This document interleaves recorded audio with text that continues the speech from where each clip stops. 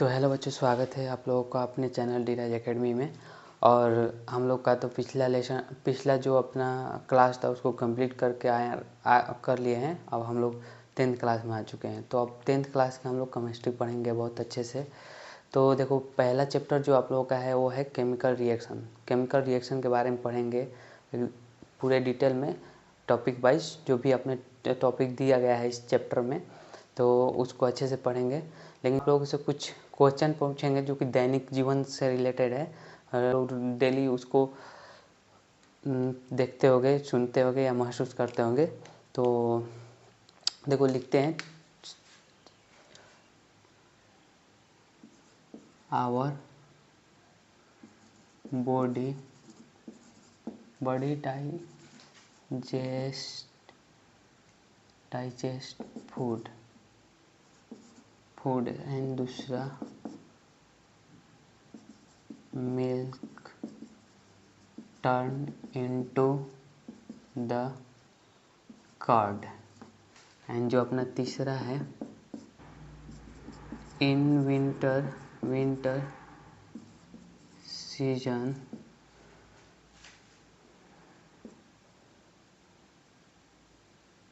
Oil and ghee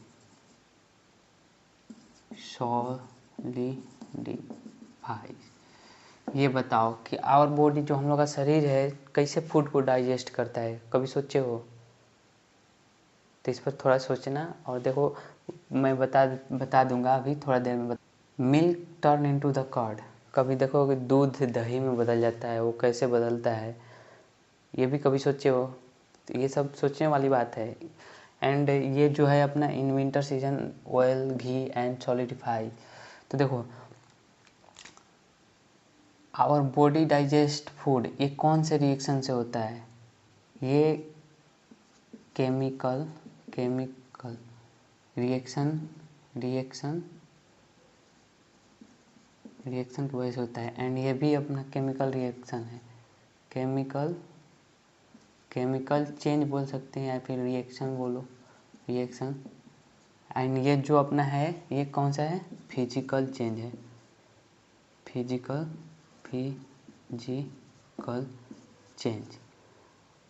change हम लोग पिछले क्लास में हम लोग इसके बारे में पढ़े थे कि केमिकल चेंज क्या होता है, फिजिकल चेंज क्या होता है। अगर नहीं पता होगा तो फिर से हम लोग लिख कर एक बार समझ लेंगे। लेकिन देखो, ये जो अपना है आवर बॉडी डाइजेस्ट फूड, ये केमिकल रिएक्शन या फिर चेंज भी बोल सकते हो, यहाँ चेंज भी लिख सकते हो। केमिकल रिएक्शन और चेंज सेम ही होता है। And milk turn into the curd, chemical reaction ये भी है। And in winter season oil ghee and solidify मतलब कि ठोस हो जाता है। तो कौन सा चेंज से होता है? वो फिजिकल चेंज से होता है, समझे? फिजिकल रिएक्शन नहीं होता है, फिजिकल सिर्फ चेंज होता है। तो अगर फिजिकल रिएक्शन लिख रहे हो तो वो गलत हो जाएगा। इसलिए इस पर बात पर ध्यान देना होगा कि फिजिकल जो चेंज होता है, और रिएक्शन केमिकल ही सिर्फ रिएक्शन कर सकता है, फिजिकल नहीं। तो इसको चेंज भी बोल सकते हैं, केमिकल रिएक्शन भी बोलो, बात सही है। तो अब हम लोग केमिकल चेंज और फिजिकल चेंज लिख कर समझ लेते हैं कि क्या होता है। अब लोगों को दिमाग में एक क्वेश्चन आ रहा होगा कि ये क्या होता है, तो उसको लिख कर समझ लेते हैं। पहले इसको लिख लो आप लोग।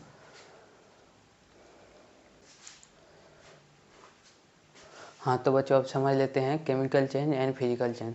देखो, केमिकल चेंज क्या होता है? The composition of the substance change. इसमें क्या होता है कि सब्सटेंस का कंपोजिशन चेंज होता है।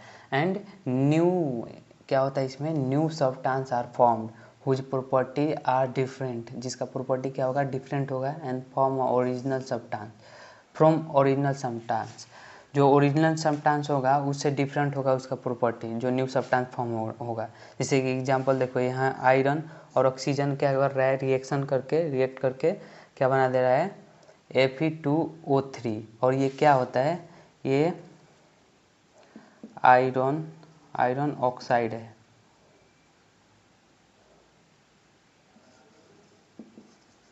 आयरन ऑक्साइड है। ये क्या होता है? रस्ट मतलब क्या होता है? जंग लगना, रस्ट मतलब ये जंग लगना। ये जब ये अपना लोहा ऑक्सीजन के मतलब कि ऑक्सीजन से कांटेक्ट में आता है तो क्या होता है? वो जंग लगने लगता है। तो ये न्यू सब्सटेंस फॉर्म कर दिया। Totally new. अब क्या होगा कि इससे हम लोग दोबारा ये लोहा नहीं बना सकते हैं, तो मतलब कि ये न्यू सब्सटेंस हो गया एकदम पूरे। और देखो यहीं फिजिकल चेंज क्या है कि only state of substance change. क्या होता है स्टेट? स्टेट मतलब कि वो मान लो कि अभी है पानी, वाटर है, उसके बाद वो आइस में बदल गया, तो ये अपना स्टेट चेंज कर लिया। देन उसके बाद उसको गर्म करेंगे, देन फिर अगेन वाटर में आ जाएगा। अब वाटर को और गर्म करेंगे तो वाष्प बन जाएगा, हवा में मतलब वाष्प बन जाएगा। तो ये अपना स्टेट चेंज कर रहा है, वेपर बन रहा है, देन उसके बाद आइस बन रहा है, देन उसके बाद वाटर बन जा रहा है। तो ये क्या चेंज कर रहा है? स्टेट। तो ये ओनली फिजिकल चेंज में केवल स्टेट चेंज होगा। It's chemical composition remain same. Chemical composition जो रहेगा वो सेम रहेगा। नो न्यू सब्सटेंस फॉर्म, इसमें कोई न्यू सब्सटेंस नहीं फॉर्म होगा। और एग्जांपल इसका मेल्टिंग आइस हो गया, जैसे अभी बता दिया। तो ये रहा आप लोगों का chemical change and physical change. और देखो केमिकल चेंज को ही हम लोग केमिकल रिएक्शन, मतलब यही केमिकल रिएक्शन भी है, इसलिए बताए हैं कि केमिकल रिएक्शन भी इसी जैसा है, मतलब कि ऐसा ही पढ़ना है। जैसे ये दोनों किया तो क्या किया? रिएक्ट किया, रिएक्शन किया, केमिकली रिएक्ट किया। तो इसी को हम लोग पढ़ना है। ये पार्ट हम लोग को चैप्टर में दिया हुआ है। ये फिजिकल पार्ट्स तो हम लोग पिछले जो क्लास था उसमें हम लोग पढ़ लिए हैं। तो अब इसको हम लोग पढ़ेंगे अच्छे से। केमिकल रिएक्शन क्या? Chemical reaction. और ये चैप्टर भी आपका केमिकल रिएक्शन है। लेकिन इससे समझने से पहले हम लोग कुछ एक्टिविटी भी देखेंगे इसमें, जो कि आप लोगों को चैप्टर में दिया गया है। एनसीईआरटी में 3-4 एक्टिविटी दिया है। तो अगले लेक्चर जो आएगा उसको एक्टिविटी वाला आएगा, उस पर एक्टिविटी को हम लोग समझ लेंगे लिख कर अच्छे से। देन उसके बाद हम लोग केमिकल रिएक्शन से शुरू करेंगे। तो नेक्स्ट वीडियो आप लोगों को ये एक्टिविटी जो रहेगा, 3 एक्टिविटी दिया है उसको समझा देंगे। देन उसके बाद थर्ड वीडियो में हम लोग केमिकल रिएक्शन फाइनली स्टार्ट हो जाएगा। तो मिलते हैं नेक्स्ट लेक्चर में, तब तक आप लोग पढ़ते रहिए। All the best.